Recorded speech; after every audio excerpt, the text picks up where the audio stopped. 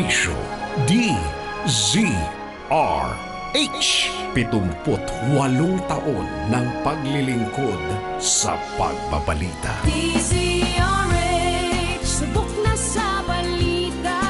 DZRH, haligi ng katotohanan. DZRH, makabagong bayanihan, serbisyong tapat sa iyo. DZRH. Miyembro ng KBP, kapisanan ng mga broadcaster ng Pilipinas. MBC Network News, broadcasting nationwide, worldwide, and netwide. From MBC Manila Broadcasting Company in Pasay City, ito ang MBC Network News. Sa headlines ng MBC Network News, Maute Terror Group nag-alok ng prisoner swap, magulang ng Maute Brothers, kapalit ng pari. Natitirang miyembro ng mga Maute, nagpanik sa report na inabandona na sila ni Isnilon Hapilon. Pag-hold up ng 3 kalalakihan sa pampasaherong jeep, huli sa dashcam. Mag-asawa, sospek sa pananakit sa may-ari ng isang restaurant dahil sa simpleng reklamo sa kanilang order. Lalaki, arestado sa pambablockmail sa pamamagitan ng isang sex video. SSS Collection, umakyat na sa mahigit 52 billion pesos sa loob lamang ng 4 na buwan. Sino-sino ang mga miyembro ng media na lalagay sa alanganin ng buhay dahil sa kanilang trabaho? Jeff Horn, susubukang patumbahin si pambansang kamao Senator Manny Pacquiao sa kanilang laban sa Linggo. Aramina, kinabahan sa sitwasyon ngayon ng kapatid na si Christine Reyes. Ina Raimundo, humirit ng isa pang baby sa kanyang asawa.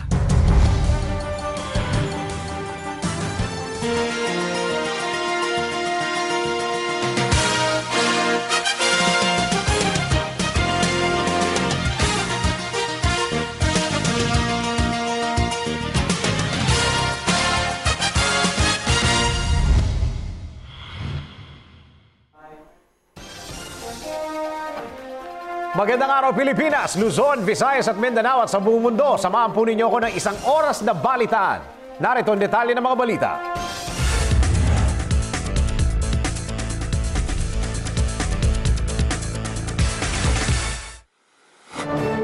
Mag-ingat po sa mga pagsakay sa mga PUV. Sana po, laging maging alerto at huwag maging papansin.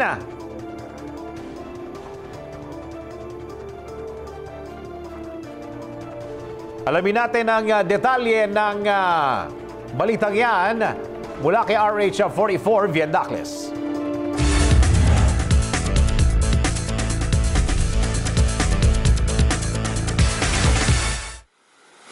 Huli sa dashcam ng isang pampasaherong jeep ang aktual na pang-hold up ng 3 kalalakihan sa Palanyang sa lungsod ng Parañaque dakong alas 11:08 ng gabi. Ayon sa driver ng jeep na may-ari ng video na kinilalang si John Martin de Guzman, naisakay niya ang naturang mga kalalakihan sa kanto ng Santa Monica sa Parañaque na mukha naman umanong ordinaryong pasahero lamang. Habang binabaybay nila noon ang kahabaan ng kalsada, bigla na lamang umanong pumara ang naturang mga kalalakihan bago pa man sumapit ng Palanyang. Dahil umano pumara, nakahanda na sanang itigil ni De Guzman sa kanto ng Palanyang ang kanyang jeep nang bigla ay nagdeklara ng hold up ang naturang mga kalalakihan gamit ang baril at kutsilyo bilang panakot sa mga pasahero. Nang maramdaman umano ng mga ito na sa halip na tumigil ay pinaarangkada pa ni De Guzman ang kanyang jeep patungo sa pinakamalapit na barangay, nataranta ang mga hold-upper at nagmadaling kunin ang gamit ng natatangi nilang biktima. Sabay talon palawas ng jeep at mabilis na tumakbo palayo dito. Dahil rin sa taranta at takot, napapiglas at napatawid sa tabing upuan ng driver ang pasaherong nakaupo sa likod ni De Guzman at napatalon palabas ng jeep. Mabuti na lamang ayon sa driver, napagulong lamang sa kalsada ang tumalong pasahero at hindi na napansin pa ng mga hold-upper. Gayunpaman, napatakbo ito sa direksyon kung saan tumakbo rin ang mga kawatan. Samantala, matinding trauma umano ang sinapit ng mga pasahero ni De Guzman at hindi na rin malinaw kung naidulog pa ba sa barangay ang naturang pangyayari at kung nagawa pa bang mahuli ang mga hold-upper. Para sa MBC Network News, RH44, Vien Dacles, naglilingkod sa pagbabalita. Isa pa to, matutong magbasa at unawain ang mga road signs para naman hindi kayo makadisgrasya ng ibang motorista. Huwag din gumawa ng sarili ninyong batas yung bersyon ninyo. Kaya naman, huwag pong gayahin ang driver ng itim na SUV na tampok sa ating trending news. Alamin natin ang buong pangyayari sa report. Nagbabalik si RH44, Vien Dacles.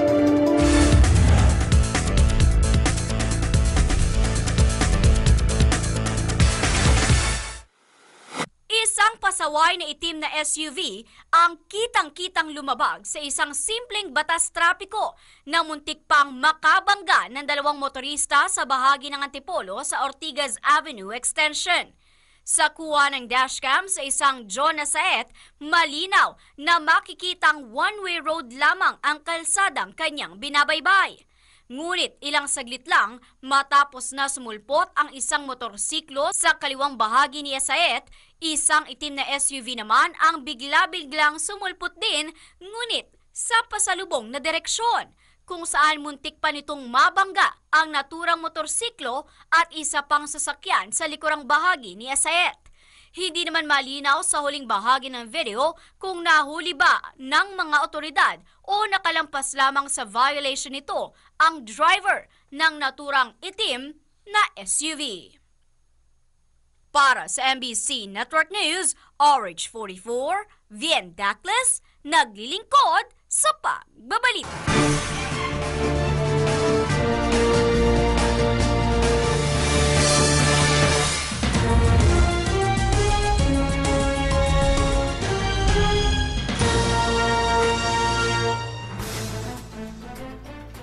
Naranasan mo na bang umorder ng pagkain na inaasahan mong darating sa iyo mainit pa? Ngunit nasira ang iyong inaasahan? Ito ang umano'y dahilan kung bakit nanakit ang mag-asawa sa isang kainan sa Georgia sa Amerika. Para sa detalye ng balitang yan, narito ulit ang report ni RH44, Vien Dacles.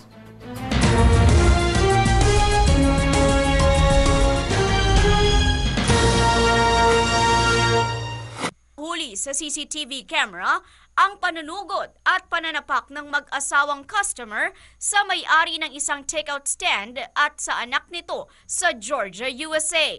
Sa unang bahagi ng nasabing CCTV footage, makikita na kausap lamang ng may-ari ng Quick Check takeout stand na si Janet Norris ang lalaking suspect na kinilalang si Nathaniel Eric Smith na customer nito matapos umanong ibalik ang kanilang in-order na 2-piece chicken na ayon dito ay malamig nang naibigay sa kanila.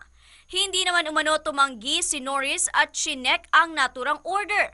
Ngunit ilang saglit lang matapos ang pakikipag-usap sa lalaki, siya namang biglang pagsulpot ng asawa nito na kinilalang si Latasha Smith. At biglang sinugod, pinagsasampal at sinuntok pa sa mukha si Norris na hindi man lamang inawat ng asawa nito. Dahil sa hindi inaasahan ang mga pangyayari, natumba ang may-ari ng stand at hindi agad nakatayo. Samantala, bago umalis ang mag-asawang suspect, agad na lumabas ang anak ng may-ari mula sa sasakyan upang tulungan ang kanyang ina at awatin ang mga suspect. Ngunit siya naman ang pinagbalingan ng lalaking suspect at sinuntok sa muka ang 15 anyos na anak ni Norris na natumba rin matapos itong suntukin. Dahil dito, sinapit ng mga biktima ang baling ilong at pasa sa muka. Matapos na maidulog sa pulisya ang mga pangyayari, napag-alaman na mayroon palang nakahaing warrant of arrest sa dalawa dahil sa pananakit at pang-aabuso sa mga bata.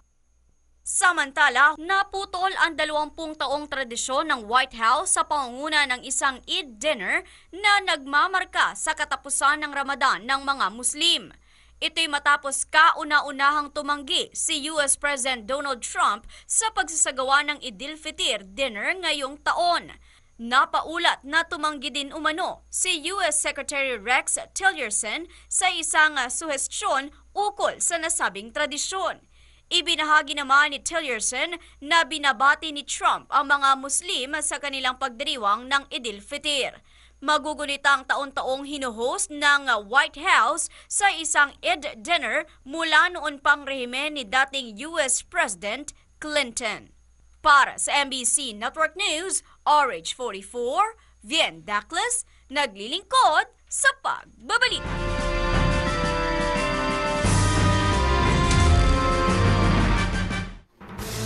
Palit tayo. Tila ito ang tugtugin ngayon ng Maute Group upang mapalaya nila ang bihag na pare kapalit ng mga leader nilang hawak naman ngayon ng pamahalaan.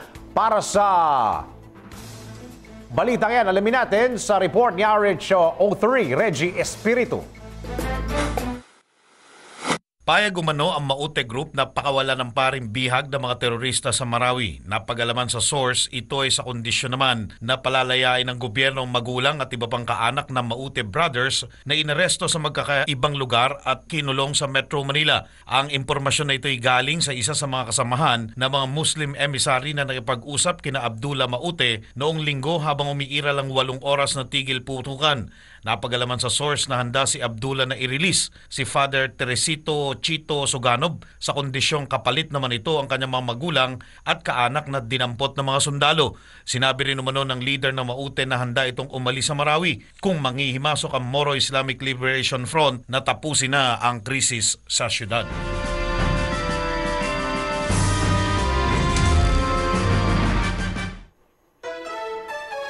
Maute Group nagpapanik na. Nahaharap umano sa krisis sa liderato ang Maute Group sa Marawi. Dahilan kung kaya't ngayon umano ay nagkakaproblema ang depensa ng teroristang grupo. Para sa kabuuan ng balitang yan, nagbabalik si RH03, Reggie Espiritu. Naharap umano sa krisis sa liderato ang Maute Group sa Marawi.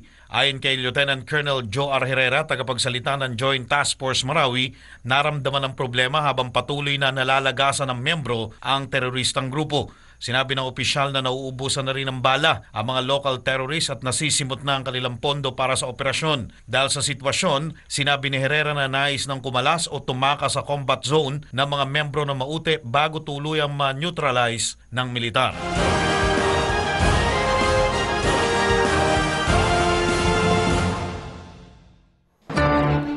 Bakbakan sa Marawi, minamadali ng matapos.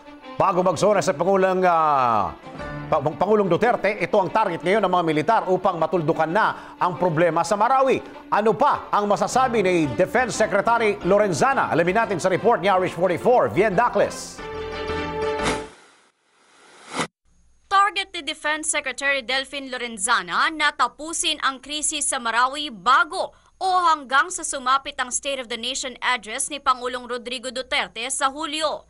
Ayon sa kalihim, ito ang dahilan kung bakit kahit papano ay nape-pressure ang mga sundalo na tuparin ang nabanggit na misyon upang mapabilang sa sona ng presidente ang kanilang accomplishment sa Marawi City. Pakinggan natin ang pahayag ni Defense Secretary Delfin Lorenzana. Medyo mayroon pressure dahil alam mo kung nandyan pa rin yung Marawi at nagpapatayan pa rin ay parang hindi maganda sa State of the Nation address ng presidente. Kaya nga sabi naman ni General Anyo nung tinanong ko sa kanya last week, sabi niya siguro sir mga 1 linggo na lang yan. Para sa MBC Network News, RH44, Vien Dacles, naglilingkod sa pagbabalita. Sa Mandala, probisyon ng AMLAC pinaplanong rebisahin upang palawigin ang sakop nitong industriya. Magbabalita si 1-4 Let Narciso Abinales. Target ng Kamara na isama na rin sa Anti-Money Laundering Act ang sabong, pagbili ng paintings, pagbebenta ng mga sasakyan, real estate at financial activities at ibang kumpanya na umaabot sa 5 milyong piso ang bawat transaksyon. Ayon kay Eastern Samar Congressman Ben Everdone, chairman ng House Committee on Banks and Financial Intermediaries, inuna lang nila ang kasino para agapang huwag ma-blacklist ang Pilipinas sa international community. Pero may mga panukala pa niya na maraming gusto kasama sa AMLA dahil na rin sa hinalang nilo-launder ang perang ginagamit sa nasabing mga aktibidad. Inamyandahan ng AMLA kasunod na rin ng $81 million Bangladesh cyber heist kung sinasabing napunta sa Pilipinas ang pinakamalaking parte ng pera. Dito'y natuklasang nauwi sa local casinos ang pera, kaya isinama na ang casino sa AMLA. Sa ilalim nito, kailangan i-report na sa AMLAC ang sino mang nagsusugal na may kapital na 5 milyong piso pataas. Yan ang DCRH News at Narciso Abinales, Irish 14, naglilingkod sa pagbabalita.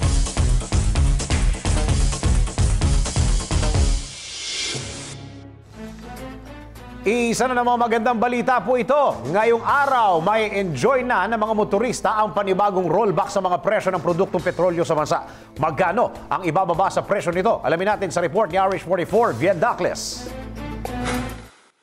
Epektibo na ngayong umaga ang rollback sa presyo ng produktong petrolyo.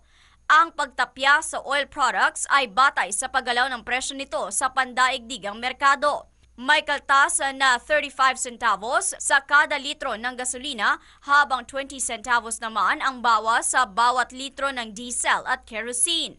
Ito na ang ika-4 na linggo na sunod-sunod na nag-rollback ang mga oil companies.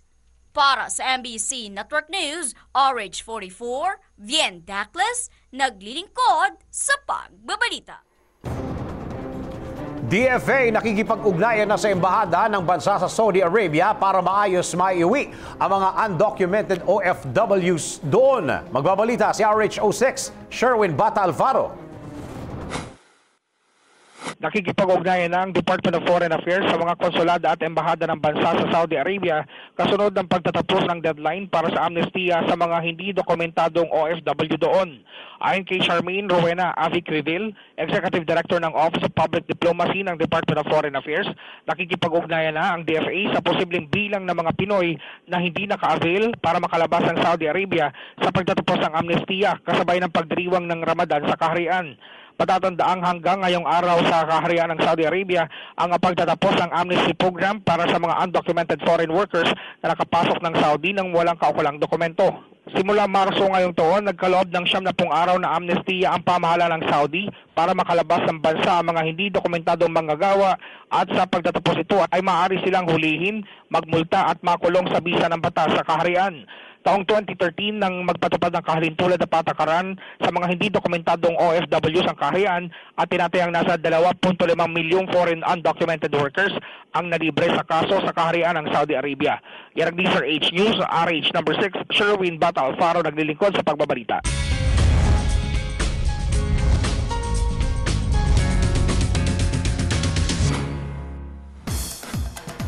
Showbiz, may problema kaya si Christine? Aramina, kinabahan sa sitwasyon ngayon ng kapatid na si Christine Reyes. Magbabalita si RH43, si Rocky.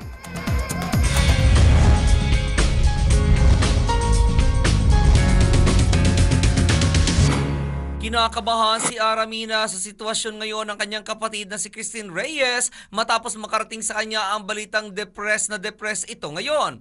Ayon sa aktres, nabanggit umano ni Christine sa guesting nito sa TV show ng ABS-CBN na Magandang Buhay na sobrang depressed ang kanyang naramdaman nang matalo sa komedyanteng si Waki Kiray sa celebrity talent show na I Can't Do That. Sa nasabing interview, sinabi ni Christine na pakiramdam niya umano ay nag-iisa siya at walang makausap at sinabi nito ang mga katagang, "Where were you?" Ayon kay Ara, may mga nagkomento umano sa nasabing payag ni Christine kung saan ilan sa mga ito ay inadres sa kanya ang nasabing katanungan kung saan agad na nagpahayag ng pagkabahala ang aktres para sa kanyang kapatid. Sinabi ni Ara na kailangan lamang ni Christine na magsalita at magsabi sa kanila at dadamay umano ang buo nilang pamilya. Idinagdag pa ni Ara na nasa trabaho siya at hindi agad niya ito mapuntahan kung hindi naman siya nito sinabihan na pumunta dahil hindi naman niya alam ang problema nito. Ayon pa rin kay Ara, nagulat na lamang siya nang makita niya ang kanyang kapatid na umiiyak sa nasabing morning show nang sabihin nito na wala siyang makausap kahit isa man lang. Anya, handa siya laging dumamay kay Christine basta't i-text lamang siya nito dahil kahit anong oras ay pwede niya itong puntahan dahil wala naman umano siyang karelasyon ngayon na pagpapaalaman pa niya. At yan aking balita. Ako naman si RH43 Rocky, ang inyong kaliga sa mundo ng showbiz. Sa pagbabalik ng MBC Network News, 3 pasahero ng barko pinigilan sa dalang 30 milyong pisong cash. Rider at 2 angkas nito tumumba matapos banggain ng nag-overtake na container truck. Lalaki arestado sa pambablackmail sa pamamagitan ng isang sex video. SSS Collection umakyat na sa mahigit 52 billion pesos sa loob lamang ng 4 na buwan. Sino-sino ang mga miyembro ng media na lalagay sa alanganin ng buhay dahil sa kanilang trabaho? Jeff Horn susubukang patumbahin si pambansang kamao Senator Manny Pacquiao sa kanilang laban sa linggo. Ina Raimundo humirit ng isa pang baby sa kanyang asawa. Mga detalye sa pagbabalik yan ng MBC Network News. Bonding with the family pag may time. Try ng bagong recipe pag may time. Business pag may time. Dahil ang may pride, may time. Pride Power Wash. Tama sa washing machine. Tama sa mancha. Kasi may stain away formula, di ka kusot ng kusot. Tama ang bula, di ka banlaw ng banlaw. Tama sa motor. Dahil walang chalk na pwedeng magbara. Pride Power Wash. Tama sa washing machine. Update pag may time. All you need is Pride. ACS. Kaanda. Kaanda. Kaanda. Ang paglalaba, nakukuha yan sa Gaanda.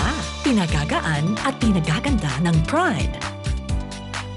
May dagdag alaga ng fabric conditioner, nililinis, pinababango, pinalalambot, inaalagaan ang kulay ng damit para gaanda ang pamilya.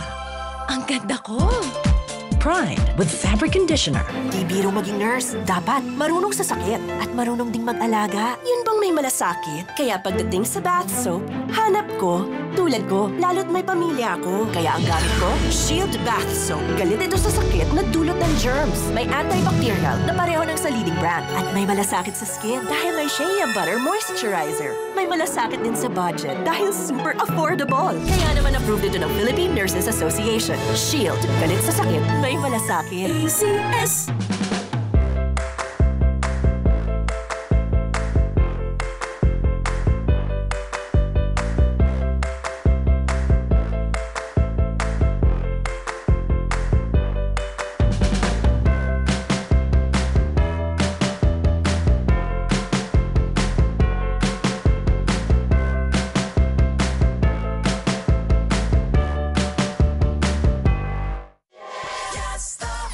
Loyal ka ba sa toothpaste mo? Sa blind toothpaste test, malalaman. Excuse me, anong toothpaste ang ginamit niyo? Eddie, yung lagi ko ring gamit. Unique pala. Mali tayo. Ayon sa research, 6 out of 10 Filipinos nagkamali din. Parehong nabibigay ng maximum fluoride protection, fresh breath, healthy gums at approved ng Philippine Dental Association. Parang toothpaste ko. Pero ang unique, mas affordable ang presyo. Mali na naman tayo. Dahil hindi unique ang toothpaste mo, try mo po. Unique, it's your toothpaste at your price. ACS. Wala ka ng rason antukin. Wala ka ng rason na di mo alam ang nangyayari. Wala ka ng rason na hindi ka updated. Dahil ang mga programang magbibigay ng tamang balita at tamang serbisyo ay available na sa TV at cellphone mo live. Mga gumawa ng mga di malilimutang balita at kaganapan sa loob ng 78 taon ng iyong DZRH ay makikilala at malalaman na sa DZRH Icons. Kasama si Sunny Casulia, alas 10:30 ng umaga sa alas 11 ng umaga. Mga fresh na fresh, mga may init na mga kaganapan sa mga artistang pina-follow mo. Makichika na kay Rocky sa STL Showbiz Chismis Live. Ano ba ang mga pinaka-rekomendado ng mga netizen na produkto at serbisyo? Mga may pinakamararaming likes at shares. Tutukan na sa HR Highly Recommended. Kasama si Vien Dacles sa alas 11:30. Pagdating ng alas 12 ng tanghali, alamin ang mga nagte-trending na mga balita at alamin mismo sa panayam sa sangkot sa balita live. MBC Network News kasama si Dennis Antenor Jr. Mga imbensyong magpapagaan ng buhay gawa ng mga malilikot ang isip ng mga Pinoy inventor sa MIB. Mga inventor ng bayan kasama si Sheila Idubas sa alauna ng hapon hapon. Huwag basta maniwala sa mga sabi-sabi ng iba. Iba pa rin kung galing sa mga eksperto. Dahil ang kalusugan ay mahalaga para sa iyo at para sa pamilya mo. Pinoy Health and Wellness. Kasama si Bien Dacles. 1:30 ng hapon. Maging well-informed sa mga programang hindi dapat iwanan. Mapa TV man o iyong cellphone live sa DZRH News Television.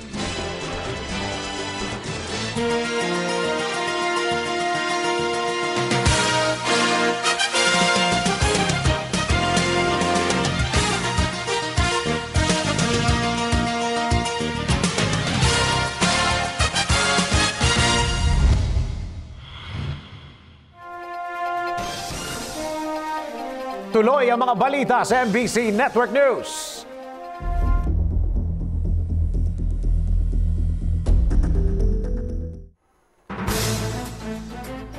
Ituloy natin. Ito ang paninindigan ngayon ng DOJ patungkol sa muling pagbuhay ng pagdinig sa kaso ng umano'y pork barrel scam.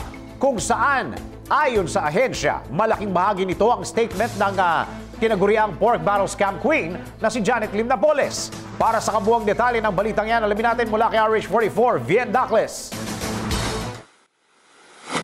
Inumpisahan na ng Department of Justice ang panibagong investigasyon sa pork barrel fund scam. Ito ang inanunsyo ni DOJ Secretary Vitaliano Aguirre matapos bumuo ng Special Task Force na naatasang ungkatin ulit ang iskandalo.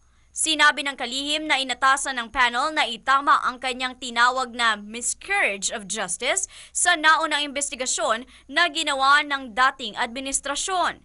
Ang naturang lupon ay pamumunuan ni Justice Undersecretary Antonio Richie Co.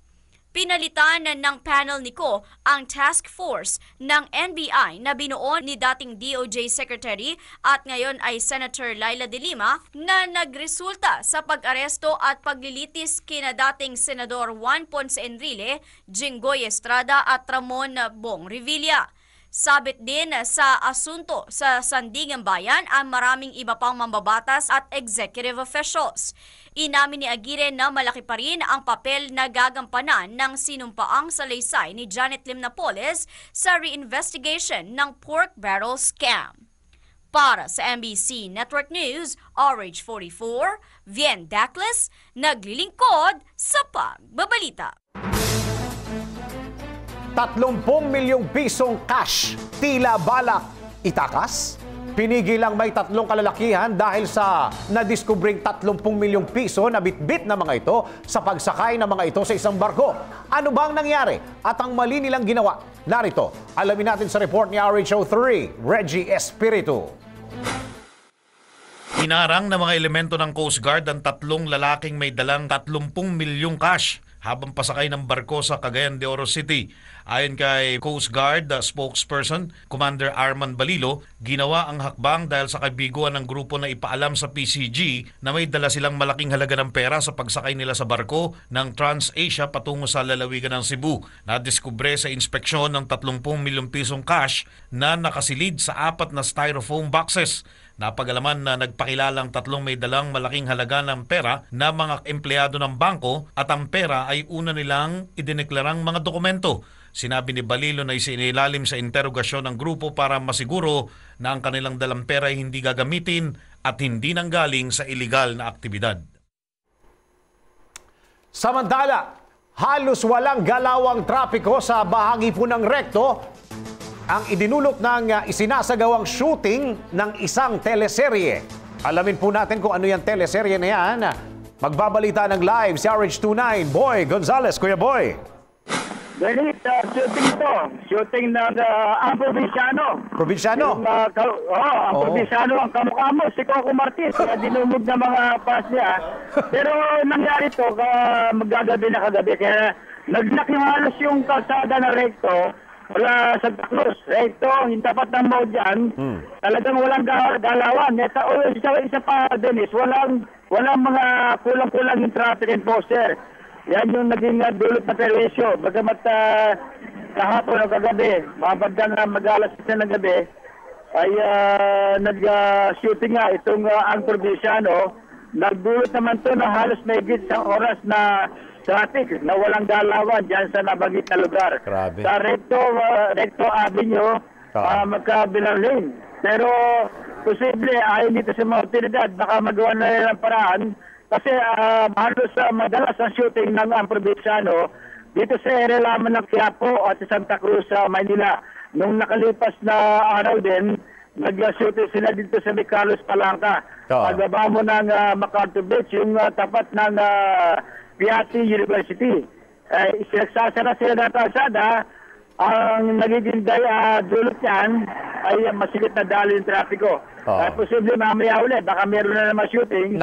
Ang sabi ng mga otoridad, baka magawa na nila ng paraan at lalo na yung Recto Avenue, ito yung naging problema kahapon, magagabi na nagdulot na talaga na halos isang oras na masikip na daloy ng trapiko, yung kahabaan ng Claro Recto mula dyan sa may Santa Cruz, sa may Rizal Avenue, hanggang dito sa Quezon Boulevard, tapat mismo ng isang mall dyan sa nabanggit na lugar. Oo nga Kuya Boy, kasi hindi ko nakikitaan ng problema dyan yung production. Ang problema dyan yung mga nagbibigay ng permit.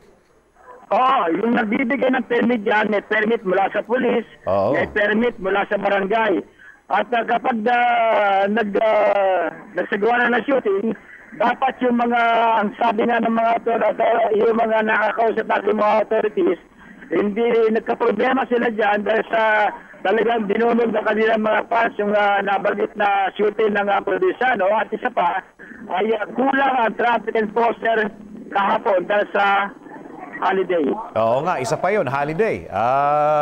Hindi ka ba pwedeng umextra dyan, Kuya Boy? Inahanap pagka wala si Coco Martin, inahanap si Dennis Antinor. Okay, maraming salamat. Maraming salamat, Kuya Boy. Okay, Boy Gonzales, sa 39 naglilingkod sa pagbabalita. Lulukuhin ko sana, ako naloko. Maraming salamat. Nagbabalita ng live mula sa Manilang area, si RH29, Boy Gonzales.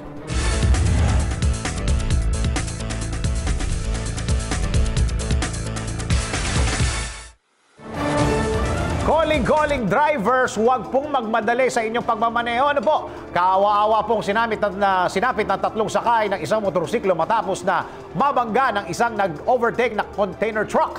Gayunpaman, hindi rin tamang nag-overload sa pasahero ang naturang motorsiklo. Either way, mali sila pareho. Pero para malaman po ninyo ang kabuuang nangyari, narito ang report ni RH44 Viet Dacles.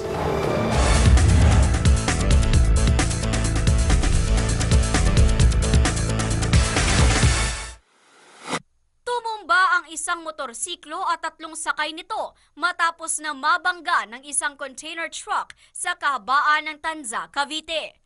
Huling-huli sa dashcam ng isang Von Villanueva ang pilit na pag-overtake ng naturang container truck sa motorsiklo kahit pa halos ilang dipa na lang ay maaari na rin nitong mabangga ang kasalubong nitong itim na SUV.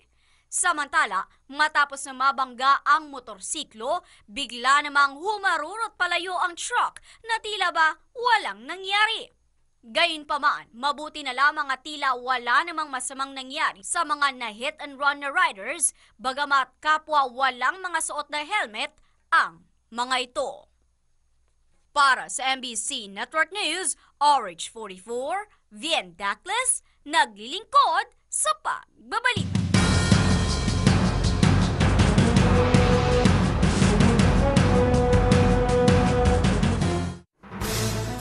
Samantala, lalaki arestado sa pambablackmail sa isang babae na nais niyang makipagtalik matapos gamiting panakot ang umano'y sex video nila.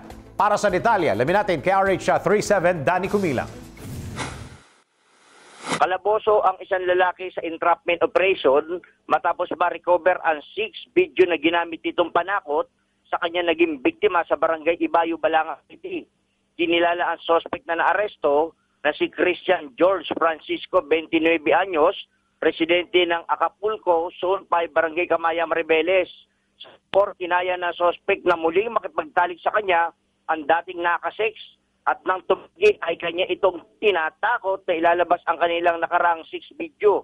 dito na humingi ng tulong 25 anyos na biktima sa mga otoridad. Kaya nakipag-ugnayan agad ang Maribeles PNP sa City PNP at nang pumasok na ang dalawa sa Transcend Hotel sa Balanga ay dito na pumasok ang mga otoridad at naaresto na sabing suspect at na-recover pa sa kanya ang SD card ng sex video nila ng biktima. Kasong paglabag sa Section 5 ng RA 9262 ang isa sa pangkaso sa suspect na arestado. Yan ang DCRS News, Danny Kumilang, RS37, naglilingkod sa pagbabalita.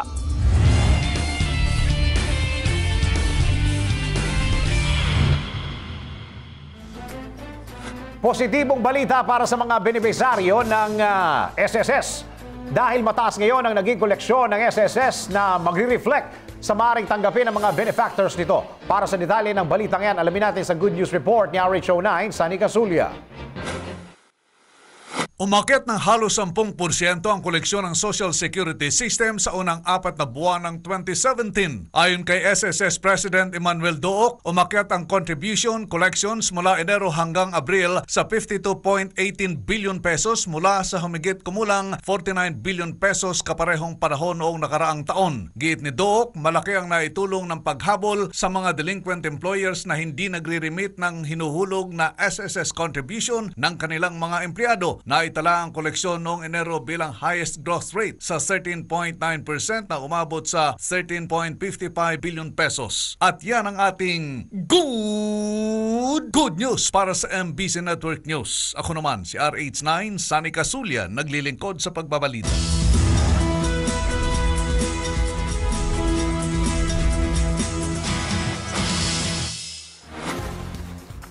Buhay Media. Tunay na delikado at walang kasiguraduhan ang buhay kung ikaw ay isang media practitioner. Ngunit isa ito sa masasabing tinitingalang propesyon sa mundo. Ngunit bakit nga ba sadyang kadikit ng propesyong ito ang disgrasya at peligro? Alamin po natin sa news report ni RH49 Rita Salonga.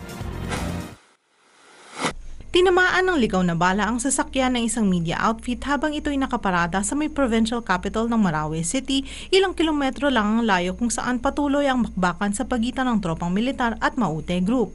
Nasa loob ng nasabing van ang cameraman na si Val Cuenca at kasalukuyang nag-i-edit ng kanyang video nang mangyari ang nasabing insidente. Ayon sa salaysay ng biktima, nakarinig daw ito ng malakas na tama sa sasakyan at nang lumabas ito para i-check, nakita na lang niya ang tama ng ligaw na bala. Hindi itong unang pagkakataon na may tinamaan ng ligaw na bala sa mga media na nagko-cover ng Marawi siege. Ilang araw pa lang ang nakakaraan nang tinamaan rin ng ligaw na bala ang Australian journalist na si Adam Harvey. Tinamaan ito ng ligaw na bala habang kinukunan niya ng larawan ng mga batang naglalaro sa paligid ng provincial capital. Sa mundo ng media, sadyang alam nila ang peligro na kaakibat ng kanilang sinumpaang tungkulin. Balikan nga natin ang ilan sa mga media personality na nalagay na rin sa alanganin ng kanilang buhay nang dahil sa kanilang trabaho. Para sa kabuuang balita, mag-log-on lang sa www.tcrhnews.com. Para sa Alam Ba News, RH49 Rita Salonga, naglilingkod sa pagbabalita.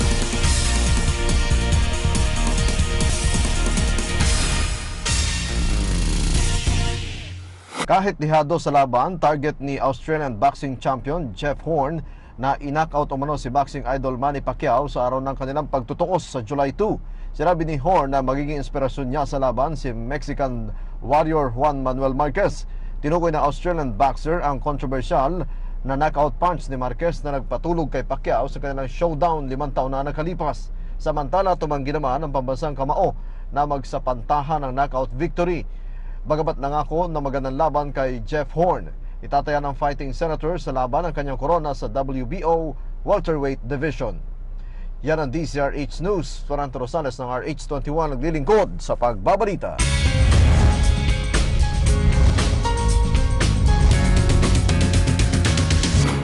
Inamin ni Ina Raimundo na hiniritan niya ng isa pang anak ang kanyang asawang foreigner na si Brian Paternak. Sina Ina at Brian ay mayroon ng 5 anak kung saan 4 dito ang babae at isa naman ang lalaki na nagngangalang Jacob, kung kaya't gusto pa umano niyang magkaroon ng anak na isa pang lalaki. Ngunit tinanggihan na umano siya ng kanyang asawa at kahit na nagmakaawa pa siya ay firm na umano ang desisyon nito dahil hindi na raw sila mga bata. Ayon kay Ina, ayaw na raw nitong mag-risk na magkaroon pa ng isang anak dahil 41 na siya habang 48 naman umano ang kanyang mister.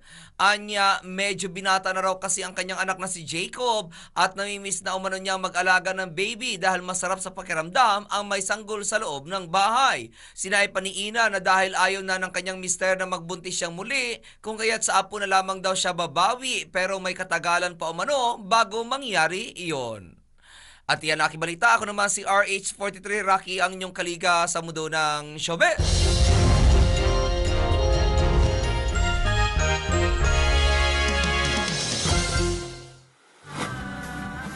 Para sa lagay po ng ating panahon, makulimlim na umaga ang gumising sa atin sa malaking bahagi po ng bansa. Senyales ba ito na uulanin tayo sa buong maghapon na maaaring magdulot ng matinding bigat ng trapiko? Alamin po natin ang latest weather situation sa buong kapuluan mula kay Desiree Jonyo. Straight from Panahon TV. Desiree. Magandang araw, Pilipinas. Magkakaiba man tayo ng pinuntahan o pinagkaabalahan itong long weekend, we have something in common today. Lahat nga tayo ay balik opisina o kaya naman ay balik paaralan ngayong araw. At para masulit mo ang araw ng Martes, importante na handa ka sa lagay ng panahon. Kaya naman narito ang forecast ng Pag-asa. Nagpapatuloy sa pag-iral ang ridge o extension ng isang high-pressure area.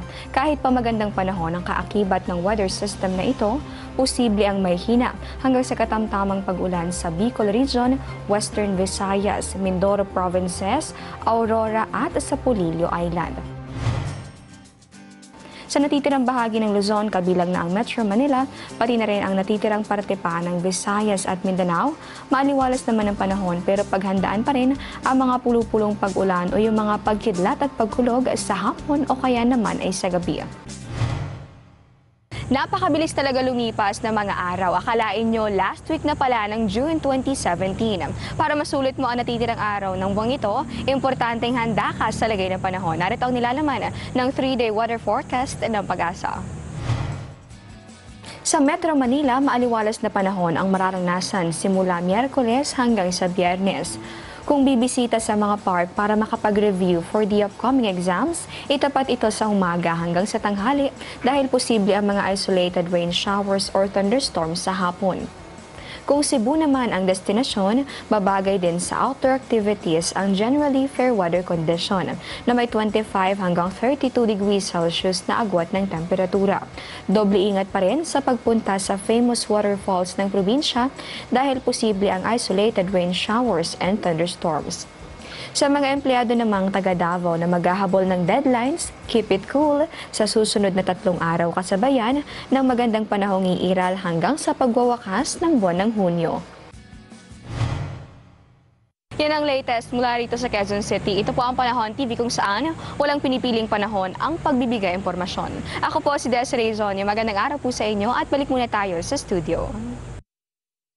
Ang bahaging ito ay hatid sa inyo ng Air 21. Sagot ko, padala mo.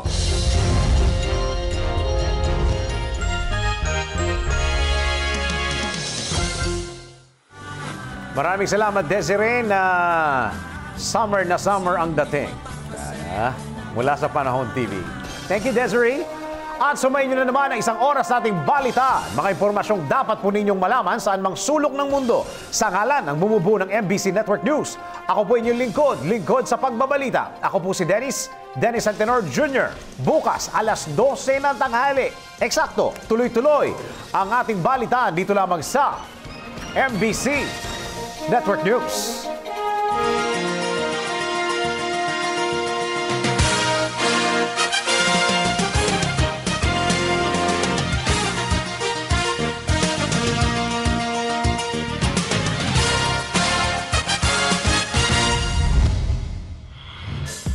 Bonding with the family, pag may time. Try ng bagong recipe, pag may time. Business, pag may time. Dahil ang may pride, may time. Pride Power Wash. Tama sa washing machine.